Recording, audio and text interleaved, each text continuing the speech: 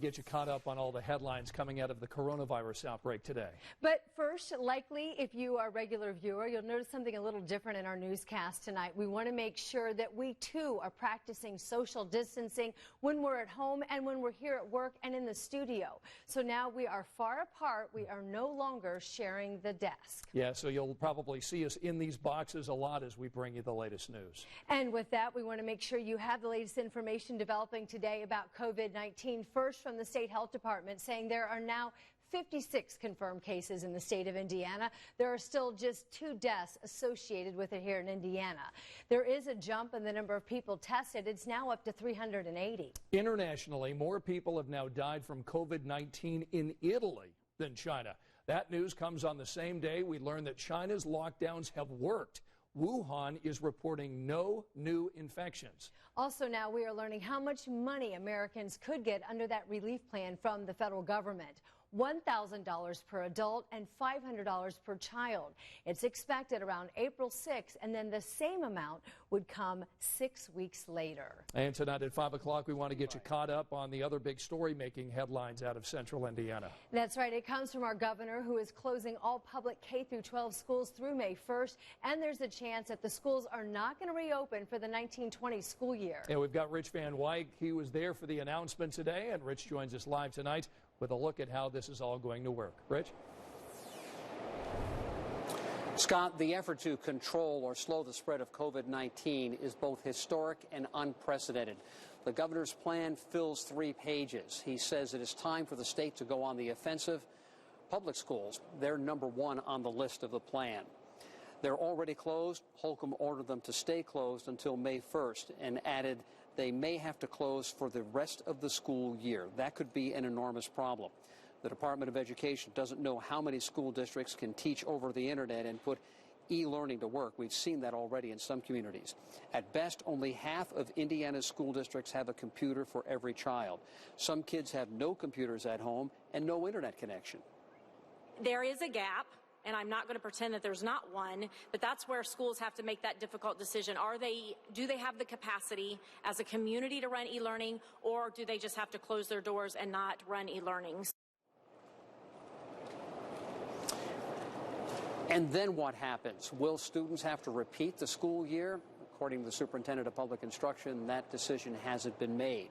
If kids do get back to school, they won't be cramming for standardized tests. iLearn, iStep, iRead.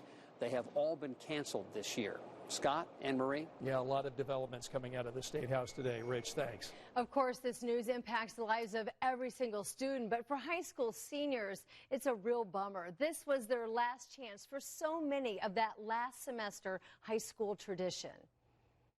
It hit me really hard. I'm a senior at Buff, and all of my senior activities are probably going to be canceled, which include prom, senior assassins. My senior spring break got canceled too, and a lot of other activities are going to get canceled. It's really tough. We're hearing from the IHSAA that they also now are officially canceling the boys basketball state tournament as well. It had been postponed until this point, and this news comes in wake of the governor's announcement today. We do want to let you know the Children's Museum staying closed through April 10th now. Leaders there are aiming to bring you the museum with videos, blogs, and live chats. We'll provide a link for you online at WTHR.com. And we've got a breaking update for you tonight, which impacts Ivy Tech students. The college is now closing all buildings across campuses starting tomorrow at 5 p.m. We're told you'll be able to access all the services you need online when virtual classes begin on March 23rd.